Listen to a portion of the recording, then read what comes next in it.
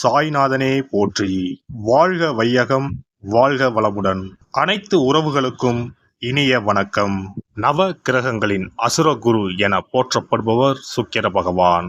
வாழ்க்கையில் மகிழ்ச்சி, சந்தோஷம், இன்பம் ஆகியவை இன்றி அமையாதது. இத்தகைய மகிழ்ச்சி, சந்தோஷம், மனைவி, குடும்ப வாழ்க்கை ஆகியவற்றை அமைத்து கொடுக்கக்கூடியவர் சுக்கிர பகவான். களத்திர காரகன் என திருநாமம் கொண்டவர். லட்சுமி தேவியை அதி தேவதையாக கொண்டவர். ஒருவருடைய ஜாதகத்தில் சுக்கிர பகவான் வலுத்திருக்க வேண்டும். ஜாதகத்தில் இவருடைய சேர்க்கையும் நன்றாக இருக்க வேண்டும். இல்லை என்றால் பலவிதமான பாதிப்புகள் ஏற்படும். குறிப்பாக சனி பகவான், ராகு பகவானுடன் சுக்கிர சேர்க்கை ஏற்பட்டால் அந்த ஜாதகரின் இல்லற வாழ்க்கை சிறப்பாக அமையாது. பல பாதிப்புகள் ஏற்படும்.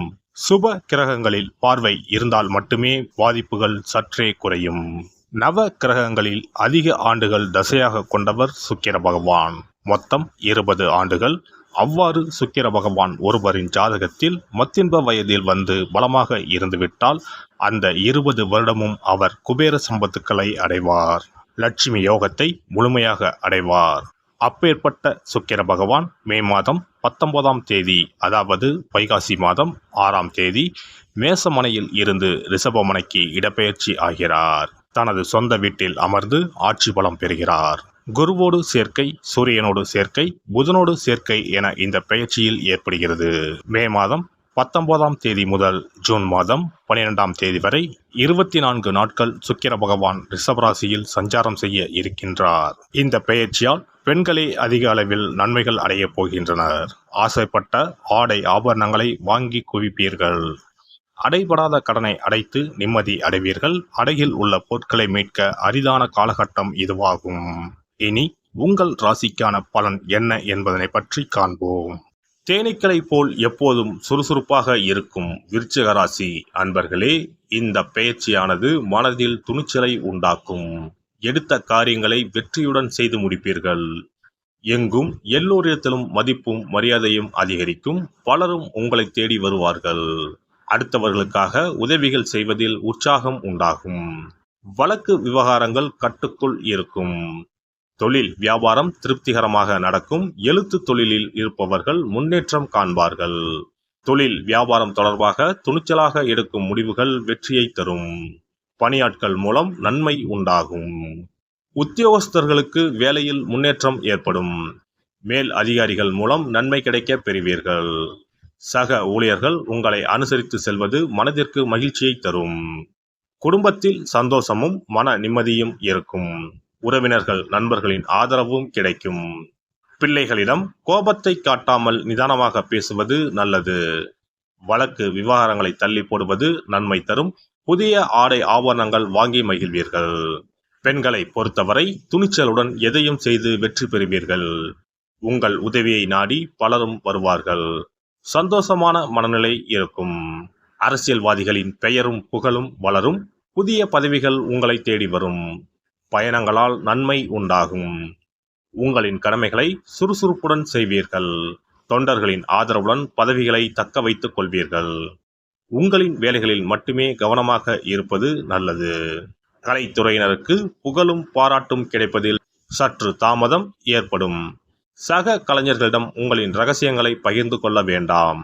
உங்களுக்கு கிடைக்கும் வாய்ப்புகளை தக்கப்படி பயன்படுத்தி பொறுப்புடன் நடந்து கொள்வீர்கள்.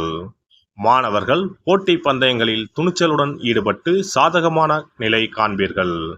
ஊக்கத்துடன் படிப்பது நல்லது. நட்சத்திர பலன்கள். விசாகம் நட்சத்திரம். இந்த பெயர்ச்சியானது தொழில் ரீதியான காரியங்களில் வெற்றிகளை உண்டாக்கும். உணவு சம்பந்தப்பட்ட தொழில் செய்பவர்கள் சிறப்பான லாபம் அடையலாம். புதிய தொழில் ஆரம்பிப்பவர்களுக்கு உங்களின் குழந்தைகள் பெயரில் தொழில் ஆரம்பித்தால் நல்ல வளர்ச்சியும் அனுகூலமும் கிடைக்கும். அனுஷம் நட்சத்திரம். உங்களிடம் வேலை செய்பவர்களிடம் கூடுதல் அன்பு செலுத்தவும். கடன் வாங்கியிருந்தால் சரியான முறையில் திருப்பிக் கொடுக்க ஏற்பாடுகள் செய்யவும். அரசாங்க ரீதியிலான பிரச்சனைகள் வரலாம். உத்தியோகத்தில் இருப்பவர்கள் மேன்மை அடைவார்கள். கேட்டை நட்சத்திரம். பெற்றோரின் மூலமாக வேலை கிடைக்கும். உங்களுடன் வேலை செய்பவர்களிடம் அனுசரணையாக செல்லவும். வீணான பிரச்சனைகளும் மனக்குழப்பங்களும் வேண்டாம். விரும்பிய பதவி உயர்வு, பணி இடமாற்றம், சம்பள உயர்வு ஆகியவை கிடைக்கும். செவ்வாய்க்கிழமை அன்று மாரியம்மனை தீபம் ஏற்றி வழிபட எல்லா பிரச்சனைகளும் தீரும், மனக்கவலை நீங்கும். இனி சுக்கிர பகவானின் அருளை முழுமையாக பெற வெள்ளிக்கிழமையில் செய்ய வேண்டிய வழிபாடு என்ன என்பதனை பற்றி காண்போம்.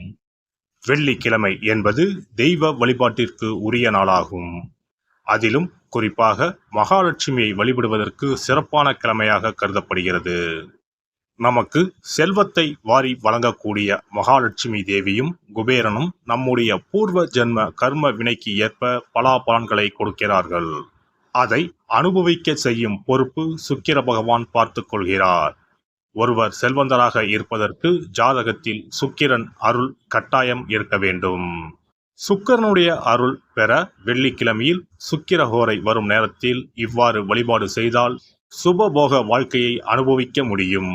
ஒருவருடைய ஜாதகத்தில் சுக்கிரன் நீச்சம் பெற்றால் உடல் ரீதியான ஆரோக்கிய ரீதியான பாதிப்புகள் ஏற்படும். சொத்து சுகங்கள் எவ்வளவு இருந்தாலும் அதை முழுமையாக அனுபவிக்க முடியாமல் செய்துவிடும். பெரிய பெரிய பணக்காரர்களை எடுத்துக்கொண்டால் அவர்களிடம் எவ்வளவு காசு கொட்டி கிடந்தாலும் சுக்கிர தசை இல்லை என்றால் அவ்வளவு பணமும் வீண் விரயமாகத்தான் போகும். குறிப்பாக மருத்துவ செலவுகள் செய்தே சொத்துக்கள் அழியும் நிலை வரும். இதற்கு சுக்கிர பகவானுடைய வழிபாடு நல்ல ஒரு பலனை கொடுக்கும். சுக்கிர பகவானுக்கு வெள்ளிக்கிழமை என்பது உரிய தினமாகும். சுக்கிரன் அருள் பெற வீட்டில் வெள்ளி பொருட்களை பயன்படுத்துவது நலமாகும். வெள்ளியில் சுக்கிரன் வசிப்பதாக ஐதீகம் உள்ளது. வெள்ளி பொருட்கள் கொண்டு பூஜை செய்தால் சகல சௌபாக்கியங்களும் உண்டாகும். சுக்கிர வழிபாடு செய்ய நினைப்பவர்கள் காலை 6 மணி முதல் 7 மணி வரையிலான காலம் சுக்கிரஹோரை ஆகும். அதனை தவறவிட்டால் மதியம் 1 மணி முதல் 2 மணி வரை சுக்கிரஹோரை நிகழ்கின்றது. அதையும் தவறவிட்டால் இரவு 8 மணி முதல் 9 மணி வரையிலான சுக்கிரஹோரை நேரத்தில் வழிபாடுகள் செய்து பயன்பெறலாம். இவற்றில் காலை 6 மணி முதல் 7 மணி வரையிலான முதல் சுக்கிரஹோரையில் சுக்கிர வழிபாடு செய்வது சிறப்பான பலன்களை கொடுக்கும். காலை முதல் மாலை வரை உபவாசம் இருந்து சுக்கிர பகவானுக்கு உரிய காயத்ரி மந்திரத்தை உச்சரித்து கல்கண்டு சேர்த்த சர்க்கரை பொங்கலை நைவேத்தியம் படைத்து வெள்ளை நிற பூக்களால் அர்ச்சனை செய்ய வேண்டும். சுக்கிர தசை நடப்பவர்களும் சுக்கிரன் நீச்சம் பெற்ற ஜாதகக்காரர்களும் இந்த வழிபாடு செய்வது சிறப்பான பலன்களை கொடுக்கும். சுக்கிர தசை நடக்கும் பொழுது சுக்கிர வழிபாடு செய்து வர வருமானத்தை சுகமான வாழ்க்கை வாழ்வதற்கு உரிய வகையில் பயணிக்க செய்யும். வீடு நிலம் வாங்குவது, ஆடம்பர பொருட்கள் சொத்துக்கள் போன்றவற்றை வாங்க வைக்கும். அதுவே சுக்கிரன் நீசம் பெற்ற காலத்தில் இந்த வழிபாடு செய்பவர்களுக்கு வீண் விரயங்கள் இல்லாமல் ஓரளவிற்கு வறுமையிலிருந்து பிழைக்கச் செய்யும். வெள்ளிக்கிழமையில் நவக்கிரக கோவிலுக்கு சென்று சுக்கிர பகவானுக்கு வெள்ளை வஸ்திரம் சாற்றி வழிபாடு செய்யலாம். வெள்ளை நிற நைவேத்தியங்கள் தயார் செய்து கோவிலில் வரும் பக்தர்களுக்கு தானம் செய்யலாம். இவ்வாறு செய்து வர சுக்கிரனின் முழு அருளும் கிடைக்கப் பெற்று வாழ்வில் உயரிய நிலையை அடைவீர்கள்.